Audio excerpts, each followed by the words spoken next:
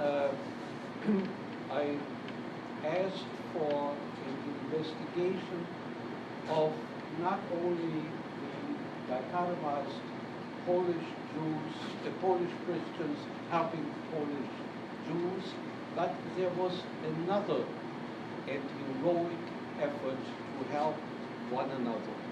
And that has not been lifted out enough, neither for the Polish situation nor in many other countries. But it existed. And some institutions have been averse to chronicle that kind of help one another for a reason that makes theoretical sense to me, but in its practicality seems to go far afield. The theory by some people is that a Jew helping a co-religionist is doing no more than what is demanded, like scripture and ethics, that one should do. That is true, but tested by an adversity as pungent, as unrelenting, as we have seen, that not only when you discussed altruism, it also meant that you didn't only risk your own life, which is frequently a cited example today, but it also meant that you were risking the lives of your whole family, sometimes of your whole community, certainly of your property, and of course, as you have stressed several times, in Poland, the penalty for helping a Jew was death, immediate. So, yes, there were people, even in that situation, Jews helping Jews, and since that has not been highlighted to our minds sufficiently, it is a task that is before a committee at the Holocaust Memorial Center that I serve, that says we want to highlight the accomplishments of Jews who have helped other Jews. And I give just example, our time is limited. For example, there is Adolf Abraham Berman, who lived from 1906 to 1978. He was able to, he was an intellectual. I gave an example of a farmer before. He was a psychologist and a PhD from Warsaw University. He indulged in the daring act. He went out of the Lodz ghetto and lived among Poles who helped him. So that gave him the incentive and the possibility of helping other Jews, particularly that infinitesimally small group that were able to survive the uprising of the Warsaw Ghetto and the squelching of that uprising, bringing in tanks into the Warsaw Ghetto, and as trained as S troops and investigators. A few did get out of Warsaw, and he, Berman, was able to help them because he was not recognized as one of the people who had been himself interned in a concentration camp. It was a daring ability. He had just escaped himself, and he found the courage to help others. The help that people, both Christian and that particularly a Jewish group extended, took many forms. The most dramatic, some of them you have mentioned, but there were other forms of helping. And one of our committee members submitted a report, and I would like to quote from it. He said, "The task of preparing, quote, Aryan documents for Jews was also very important.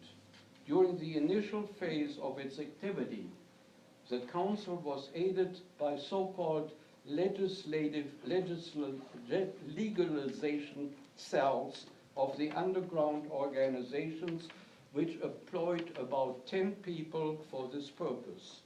The method used, however, proved to be inefficient, and consequently, the council organized a separate cell, which was headed by Leon Weiss, Leon as his fighting name, and which employed 6 professionals. What were they professional in? They produced thousands of birth certificates, identity cards, so-called Kennkarten, issued by the occupation authorities, residence permits, a variety of work permits, etc. For certain very important cases, the council used government documents issued by the German authorities and even SS and Gestapo certificates. The workmanship, he concluded, on these documents was on a very high level. This was as important as the actual ability to hide or escape. Now,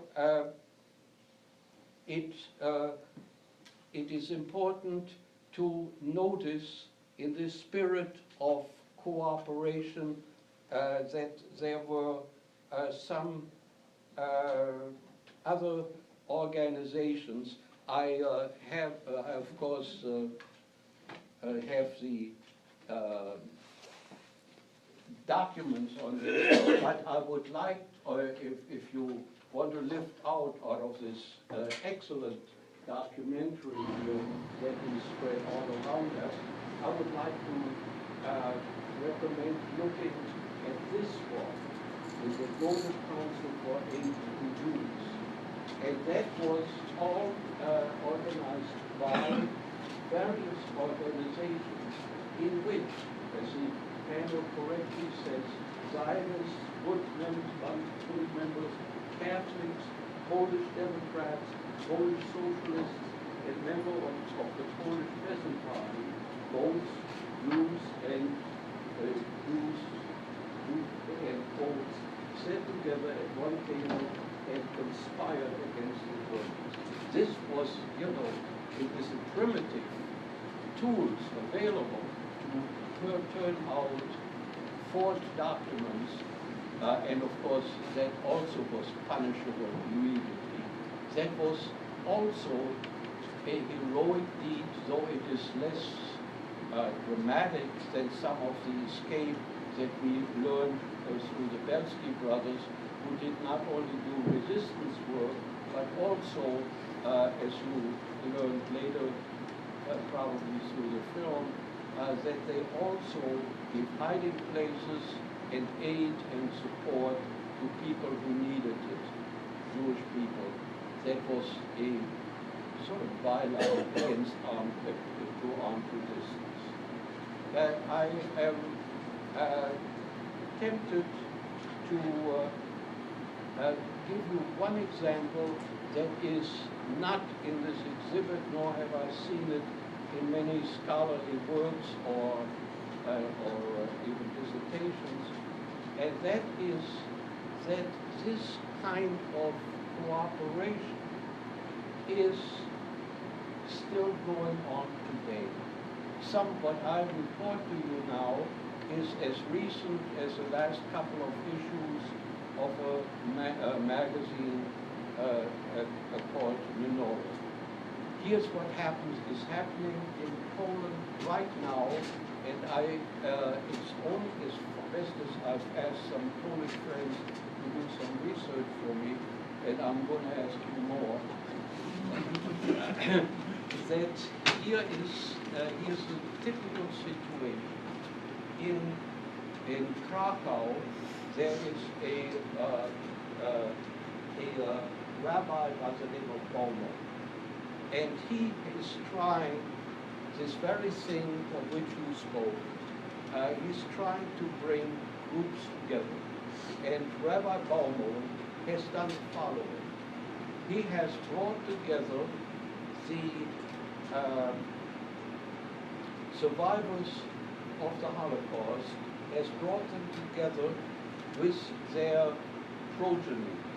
It mostly is now the third generation, so and also the fourth generation of from that group of survivors. Now, what you might think is that, as happens naturally, that there is a sort of communication line from the survivors to their offspring. They give them their experiences, and they learn something of living history or dead history from these encounters. That is true, of course, but you might be surprised that there is a converse to this kind of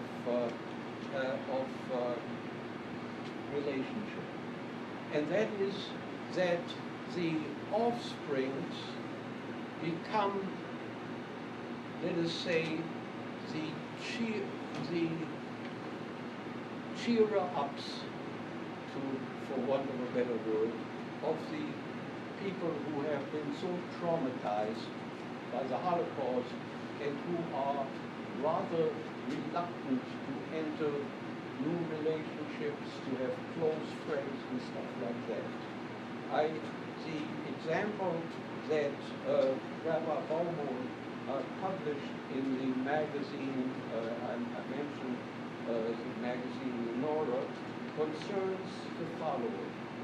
There's a young woman, the granddaughter of a Holocaust survivor by the name of Jessica Langes, now as on that.